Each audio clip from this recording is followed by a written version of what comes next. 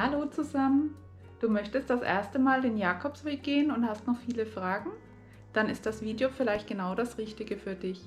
In diesem Video richte ich mich speziell an Anfänger und Einsteiger auf dem Jakobsweg und möchte die häufigsten Fragen beantworten, damit du deinen Pilgerweg optimal planen kannst. Wenn dir das Video gefällt, gib mir gerne einen Daumen nach oben und bei weiteren Fragen hinterlasse mir einen Kommentar. Nun wünsche ich dir viel Spaß beim Anschauen vom Video. Ein Jahr nachdem das Buch Ich bin da mal weg, meine Reise auf dem Jakobsweg von Habe Kerkeling erschienen ist, stieg die Anzahl der deutschen Pilger um 71% auf 14.000 Pilger pro Jahr an. Viele haben sich von diesem Buch inspirieren lassen, auch einmal so ein tolles Abenteuer erleben zu wollen.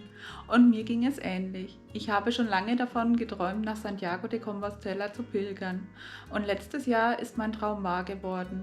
Deswegen habe ich sehr viel recherchiert und geplant.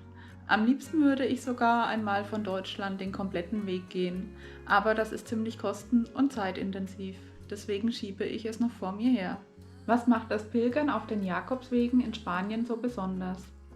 Ein großer Teil macht die gute Infrastruktur aus. Die Wege sind perfekt ausgewiesen, es gibt zahlreiche Übernachtungs- und Verpflegungsmöglichkeiten und du kannst dich quasi nicht verlaufen, denn überall befinden sich gelbe Pfeile oder Muscheln, die dir den Weg nach Santiago de Compostela weisen. Des Weiteren ist es aber auch das Camino-Feeling. Unter den Pilgern herrscht eine ganz tolle Gemeinschaft und es macht viel Spaß, dort tolle Kontakte zu knüpfen. Man fühlt sich wirklich wohl. Zuallererst solltest du dir überlegen, wie du den Jakobsweg gehen möchtest. Es gibt unterschiedliche Arten, den Jakobsweg zu gehen und für jeden passt etwas anderes besser. Als erstes ist die Frage der Übernachtung zu klären. Möchtest du in einer Herberge schlafen, dir das Schlafzimmer mit anderen Pilgern teilen und auch die Waschräume? Oder möchtest du lieber ein Zimmer für dich haben? Es gibt zahlreiche kostengünstige Pilgerherbergen auf dem Weg und so kannst du wirklich fast überall unterkommen. Ein Privatzimmer bietet natürlich etwas mehr Luxus. Dafür kannst du aber die Gemeinschaft mit den anderen Pilgern nicht so genießen. Überlege dir also, ob du lieber zusammen mit anderen Pilgern die Zeit verbringen möchtest und dafür Einschränkungen haben möchtest, weil du zum Beispiel nicht so gut schlafen kannst, weil jemand schnarcht oder weil andere Pilger ziemlich früh starten, oder ob du lieber den Luxus eines eigenen Zimmers haben möchtest, vielleicht sogar mit einem eigenen Badezimmer. Dies ist eine Frage, die du dir vorab stellen solltest. Und entsprechend benötigst du natürlich auch ein anderes Budget. In den Herbergen ist es teilweise so, dass du sie vorab nicht reservieren kannst. Das heißt, wer zuerst kommt, malt zuerst. So kann es auch mal passieren, dass du eine weitere Strecke gehen musst als ursprünglich geplant, weil die gewünschte Unterkunft leider nicht mehr verfügbar ist. Private Zimmer dagegen kannst du auf jeden Fall vorbuchen. Es gibt aber auch teilweise Hostels, die du vorbuchen kannst. Nachdem ich bei der Herberge einmal leer ausgegangen bin, bin ich dazu übergegangen, im Laufe des Tages online meine nächste Unterkunft vorzubuchen. An diesem Punkt des Tages konnte ich bereits abschätzen, wie weit ich an diesem Tag noch gehen kann und will. Und so war meine Unterkunft gesichert und ich musste keine weiteren Wege mehr in Kauf nehmen. Was du allerdings auch bedenken musst, ist, dass wenn du in den Herbergen übernachtest, du zusätzliches Gepäck hast. Denn in der Regel brauchst du auch einen Schlafsack. Nicht überall ist Bettzeug vorhanden. Das solltest du ebenfalls mit einplanen. Als nächstes kannst du dich entscheiden, ob du einen Gepäcktransport nutzen möchtest oder nicht. Gerade wenn du vielleicht gesundheitlich ein bisschen eingeschränkt bist und nicht so schwer tragen kannst, kann es von Vorteil sein, wenn du einen Gepäcktransport nutzt. Hier werden deine Sachen in deiner Unterkunft abgeholt und bereits zur nächsten Unterkunft gebracht. Allerdings musst du in diesem Fall natürlich schon wissen, wo du nächtigen wirst, was dich in der Flexibilität des Laufens und der Etappenplanung einschränkt. Dafür hast du allerdings den Vorteil, dass du nicht selber tragen musst und nur mit einem kleinen Tagesrucksack, in dem du Proviant, Wasser und Kleinigkeiten hast, unterwegs bist. Ich selbst habe keinen Gepäcktransport benutzt und meine Sachen selber getragen. Deswegen kann ich dir bezüglich der ortsansässigen Gepäckservice keine Empfehlungen geben. Aber im Internet wirst du bestimmt fündig. Als nächstes stellt sich die Frage, ob du den Jakobsweg allein gehen möchtest oder mit jemandem zusammen. Beides hat natürlich seine Vorteile. Die Gemeinschaft mit jemand anderes kann dich darin bestärken, durchzuhalten. Aber trotzdem würde ich dir empfehlen, dieses Abenteuer allein anzugehen. Denn jeder hat eine andere Laufgeschwindigkeit und du bist auch viel flexibler. Du musst dich von der Geschwindigkeit nicht an jemanden anpassen, der dir zu schnell oder zu langsam ist. Und du kannst deine Etappen so planen, wie du es in deinem gesundheitlichen Zustand durchhältst. Der große Vorteil ist wirklich, dass du komplett flexibel bist, auch in der Länge deiner Etappen oder wann du Mittagspause machen möchtest und ähnliches. Ich werde hierüber auch nochmal ein ausführliches Video machen und wenn du dieses nicht verpassen willst, kannst du gerne meinen Kanal abonnieren, dann wirst du automatisch darüber benachrichtigt, wenn es online geht. Wenn dir mein Video bis hierhin gefallen hat, würde ich mich auch freuen, wenn du mir einen Daumen nach oben gibst. Als nächstes stellt sich die Frage, welchen Jakobsweg du eigentlich gehen möchtest.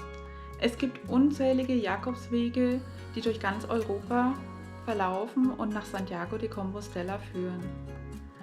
Sie orientieren sich an den alten Pilgerrouten und es gibt wirklich Unmengen an unterschiedlichen Wegen, auch in Deutschland.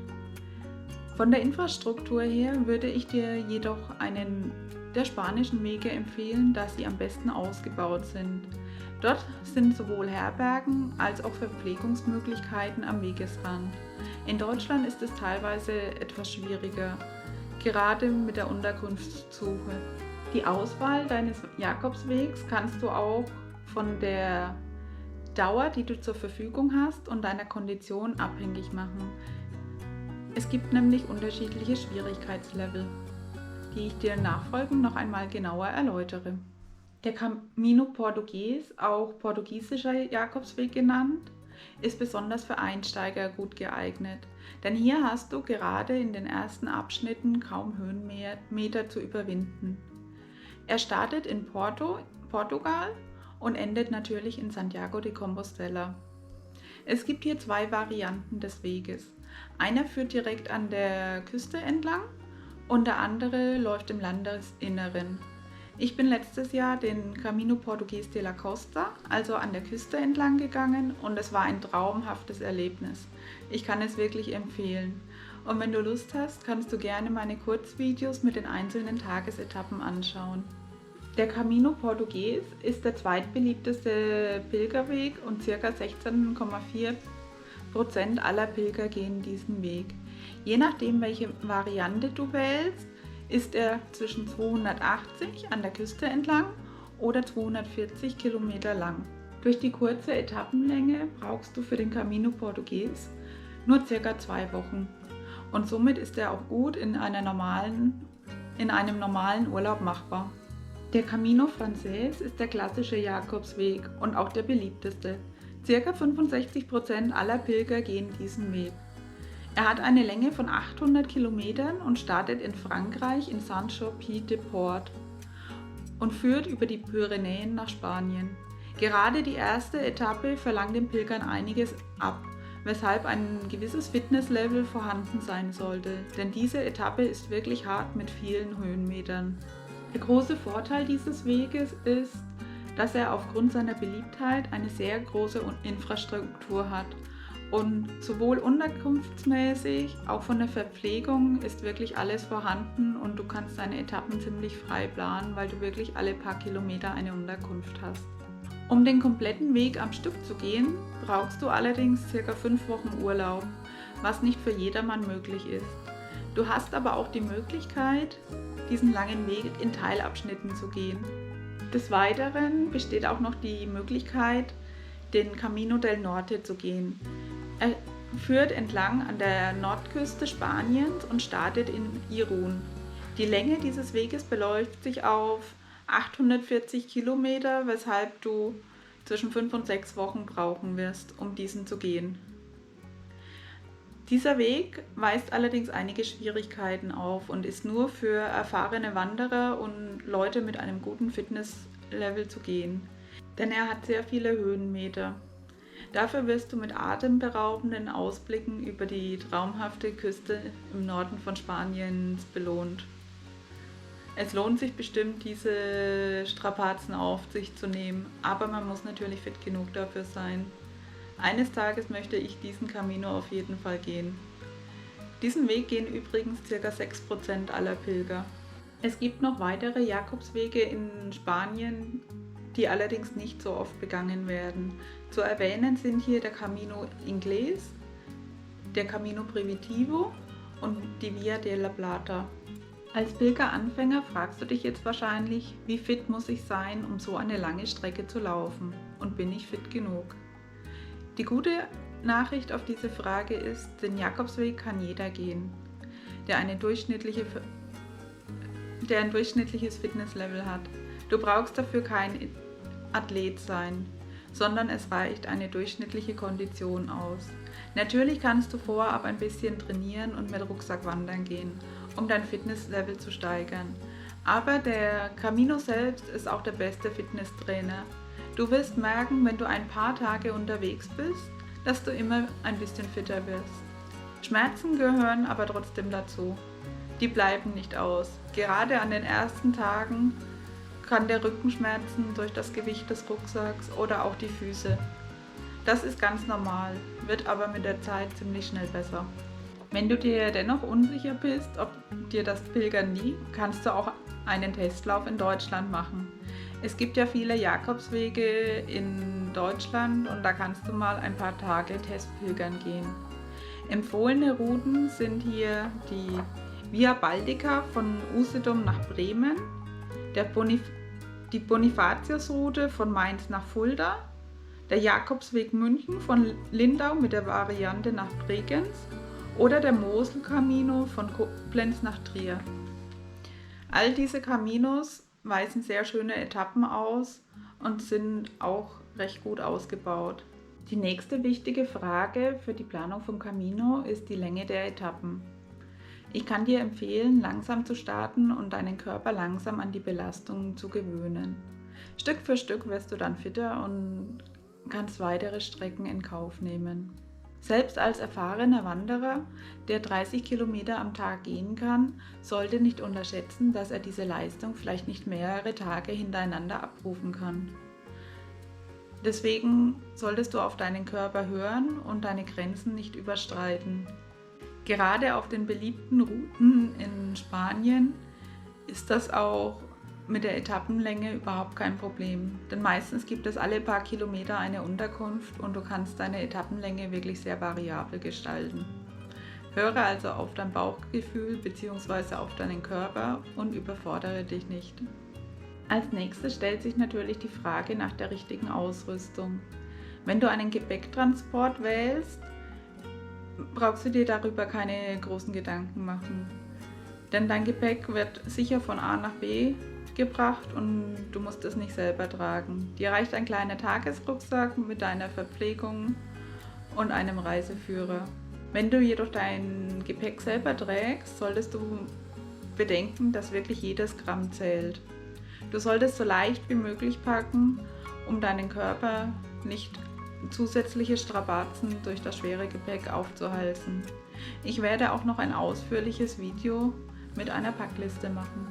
Wenn du das erste Mal den Jakobsweg gehst, stellst du dir wahrscheinlich auch die Frage, wie du dich verständigst in einem fremden Land. In Spanien kann man ja kaum erwarten, dass Deutsch gesprochen wird. Ich kann dich beruhigen. Die Verständigung auf dem Camino klappt ziemlich gut. Du kommst mit Englisch sehr gut zurecht und mit etwas Glück wird sogar Deutsch gesprochen. Auch die Restaurants sind auf die Pilger eingestellt und haben Speisekarten in Spanisch, Englisch und mit etwas Glück sogar Deutsch. Solltest du einmal nicht weiterkommen, bin ich mir ziemlich sicher, dass dir ein anderer Pilger auch zu Hilfe kommt und dir bei deinen Angelegenheiten behilflich ist. Natürlich kann es trotzdem von Vorteil sein, ein paar Grundkenntnisse Spanisch zu lernen. Das macht das Reisen immer einfacher, wenn man die Landessprache ein bisschen spricht. und die wichtigsten Sachen weiß. Aber unbedingt notwendig ist das nicht. Du wirst auf dem Camino sicher zurechtkommen, ohne Probleme. Zur Sprache fällt mir auch noch ein wichtiger Punkt ein, und zwar das ist die Begrüßung auf dem Jakobsweg. Die Pilger grüßen sich üblicherweise mit einem freundlichen Buen Camino, was so viel bedeutet wie ich wünsche dir einen guten Weg. Solltest du in Portugal starten, heißt die Variante übrigens Bom Caminho, was das gleiche heißt, nur eben portugiesisch ist. Du wirst diese Floskel sehr häufig auf dem Camino hören, denn alle Pilger grüßen sich so untereinander.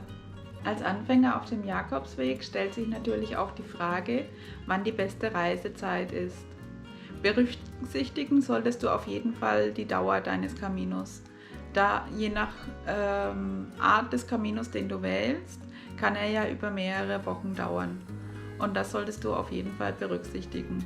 Generell ist zu sagen, dass am besten der Frühjahr und der Herbst geeignet sind, weil die Temperaturen milder sind. Im Juli und August kann es sehr heiß werden und je nachdem, welchen Jakobsweg du läufst, wenn du zum Beispiel auf dem Camino Frances unterwegs bist, in der Meseta gibt es kaum Schatten. Und wenn du da bei 35 Grad der heißen Sonne ausgesetzt wirst, ist das sehr unangenehm. Der Frühjahr hat den Vorteil, dass die Natur erwacht und alles in einem wunderschönen Grün erstrahlt. Der Frühling zeigt sich einfach von seiner schönsten Seite und die Temperaturen sind noch sehr mild und die Jakobswege nicht so überlaufen. Das ist ein weiterer Nachteil des Pilgerns im Juli, August bis Mitte September. Denn dann sind die Jakobswege meistens ziemlich voll, da überall Urlaubszeit ist. Und durch den großen Andrang sind dann teilweise auch die Herbergen ausgebucht und man muss sich beeilen, eine Unterkunft zu bekommen. Natürlich kannst du auch den Jakobsweg im Winter gehen, allerdings ist das eher etwas für die Härteren. Denn das Klima kann sehr rau werden, im Mittelgebirge kann es tief verschneit sein und nicht alle Unterkünfte sind geöffnet. Das würde ich einem Jakobsweg-Anfänger eher nicht raten. Das ist eher etwas für Extremsportler. Solltest du über die Osterzeit auf dem Camino sein, solltest du die Semana Santa und die Osterprozessionen mit einplanen. Ich habe einige Videos darüber gesehen und sie müssen wirklich ein Spektakel sein. Live konnte ich sie leider noch nicht bestaunen, aber es ist bestimmt ein ganz tolles Erlebnis. Allerdings ist in diesem Zeitraum natürlich auch mit einem erhöhten Besucheraufkommen zu rechnen. Ein weiterer wichtiger Termin ist der 25. Juli. An diesem findet in Santiago de Compostela die Königsmesse statt, die ebenfalls ein Highlight ist. Bereits am Vorabend gibt es ein Lichterfest, das sich ebenfalls lohnt.